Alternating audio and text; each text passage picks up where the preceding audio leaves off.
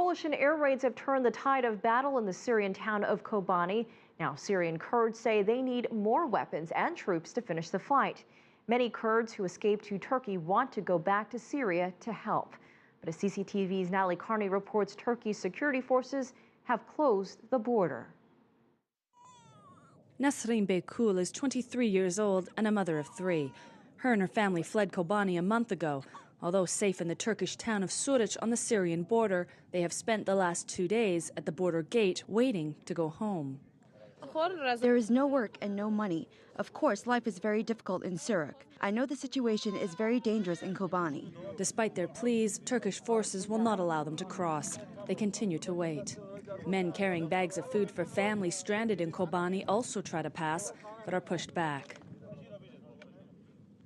There are many children on the other side, and that there's nothing to eat. We just want to give them food, but we are not allowed. The international community has been asking Turkey to open its border to allow humanitarian goods into Kobani.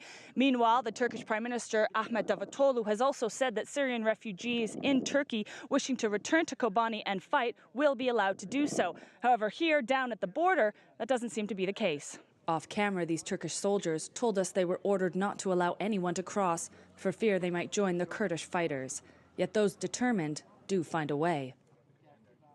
Some come back injured, some don't come back at all. Most of the hospitals have been bombed. Injured cases that happened or were transferred to the border were delayed entry. Many injured people were delayed 7 or 8 hours, and due to this, they passed away.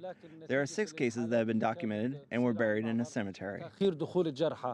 Funerals like this are becoming an almost daily occurrence in the border town of Suruç. Turkish fighters are buried here who don't survive their injuries either at the hospital or trying to get to it.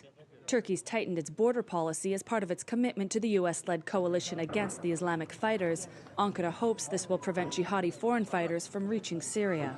Yet it's also closing off a lifeline for many. Natalie Carney for CCTV on the Turkey-Syria border.